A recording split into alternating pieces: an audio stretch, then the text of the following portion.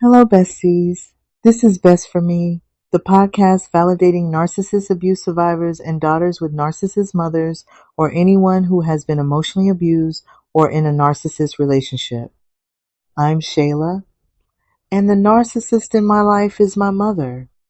Thank you for listening. When you listen to Best for Me podcast, you can get deals on some high-end products that I know you will want, especially with Mother's Day and Father's Day coming up. There's deals on Cozy Earth, AKILA eyewear, which has been a big seller, Pins and Aces for my golfers out there, and Clear Protein Drink, which I just purchased, and it tastes really good. It's better than the traditional protein shake. This is a protein drink that tastes fruity with zero sugar, zero lactose, and zero calories. What it does have is 20 grams of protein and great flavor.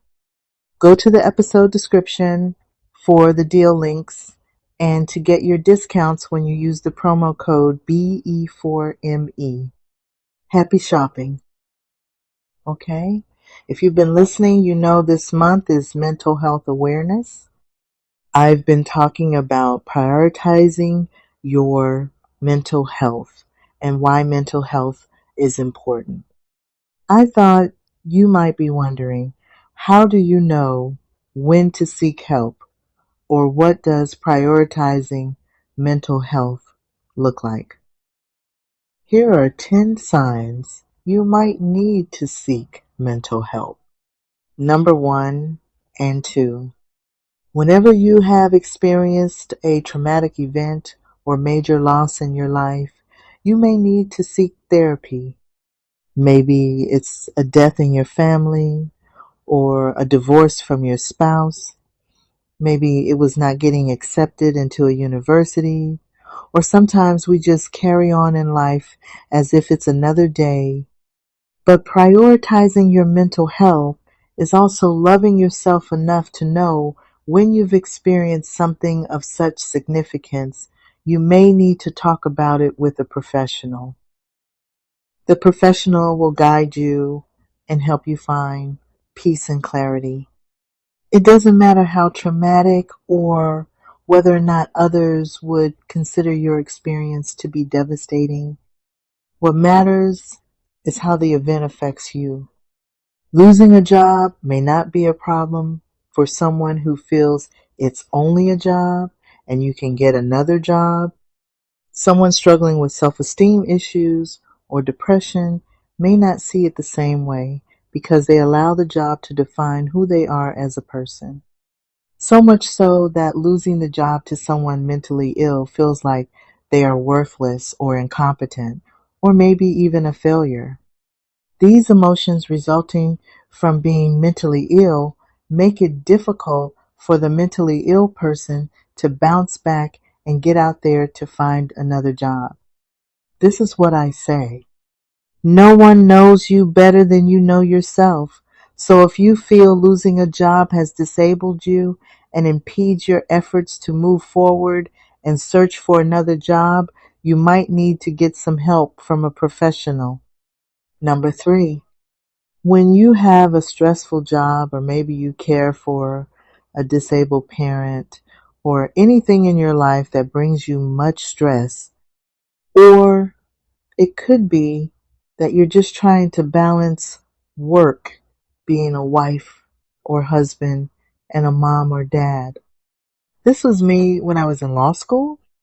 I know when I first started in the legal field as a paralegal, the first attorney I worked for had me going to work and then returning home with an upset stomach on a daily basis. I know the only time I could really work and be productive is when the attorney was not in the office. Number 4, if you notice something that doesn't feel right or you feel isn't normal, maybe your reaction or behavior doesn't match the situation. I think we all get nervous when we have to speak publicly or present something to a group of people, or even a job interview could make a lot of people nervous. But what if you find yourself having the same nervous feeling when you're around certain people in a more intimate setting? Or is it that you get that nervous feeling when in social environments, making it hard to socialize? Or maybe when on the job you struggle being a team player? Well, you should talk to an expert, and they may say that you have anxiety. Anxiety, along with depression and bipolar, are three of the most common mental illnesses. Number 5, when you are dealing with someone who is mentally ill, if you're dealing with someone who is mentally ill, it can be exhausting trying to understand this person, or at least understand what you should do to protect yourself from emotional and psychological harm. Seeing a therapist would be good to learn how to maneuver around this mentally ill person. If it's someone who is not close to you, then I would say you just need to move on. However, if it is a family member or someone you love and want to have a positive relationship with, you should seek help. And if you can get the mentally ill person to go with you, the therapy will probably be more effective. Number 6, when you struggle to do daily activities like getting out of bed, showering, getting dressed, caring for your children, or anything that would be considered necessary for living a responsible and adult life, you will likely need to see a therapist to talk about what is happening in your life and in your relationships and how this is affecting your daily life. Whatever you are feeling, a therapist will guide you into inner peace and clarity. By talking with a therapist, you are addressing issues in your life that keep you from showering and getting dressed. Once you address the issues you've probably been suppressing, you will be able to move past it. I feel this is when healing begins. When you are willing to accept your truth, not trying to minimize your problems, not trying to ignore your problems, but living with it so you can work out of it through healing. You're not going to fix something until you acknowledge that it is broken. Number 7, if you have been in an abusive relationship, okay, if this is you, turn up the volume. I want you to hear this. Please do not begin a new relationship with someone when you are coming out of an abusive relationship until you get help and seek therapy. You may think you don't need therapy, or you may think that since you ended the relationship, you're all better now. You're good, right? No, I don't think so.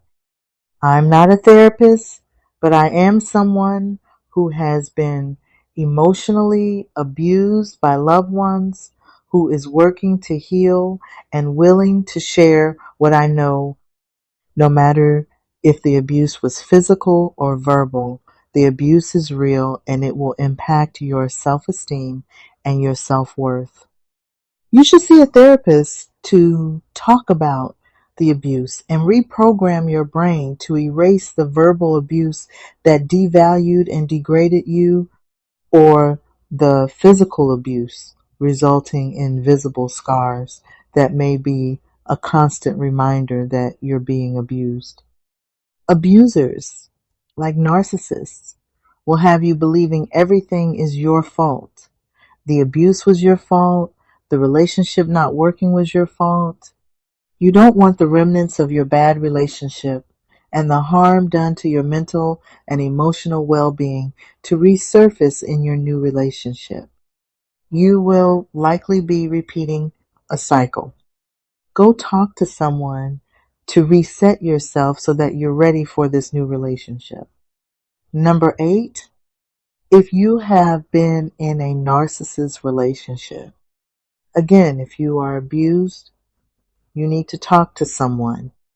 Abuse is physically, mentally, and emotionally damaging. And being in a narcissist relationship is the ultimate abuse.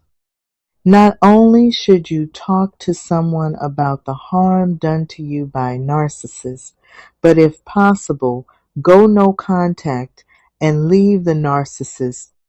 What I mean by possible is when no kids are involved and going no contact with a family member is better for you than continuing your relationship with the family.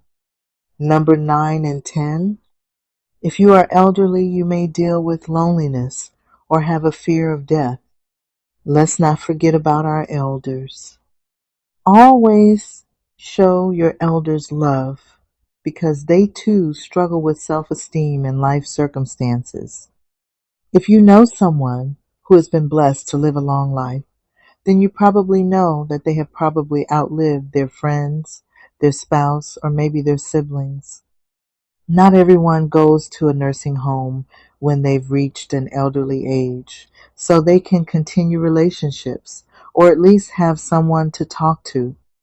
They could be in a home, alone, with few visitors stopping by, causing intense loneliness. They may need professional help to process their thoughts about their new life living alone. A person who is elderly may also have a fear of dying. Don't think because someone is older and has lived a long life that they are ready to die. They may have fear of the unknown like many of us do. They may be concerned about the afterlife and where they will end up. These are real feelings, and you want to make sure the elderly person in your life maintains their mental health so they can enjoy their golden years as much as possible. This is Best for Me. I'm Shayla, and I want you to have your best day being you. Also, go check out the deals in the episode description when you use the code BE4ME.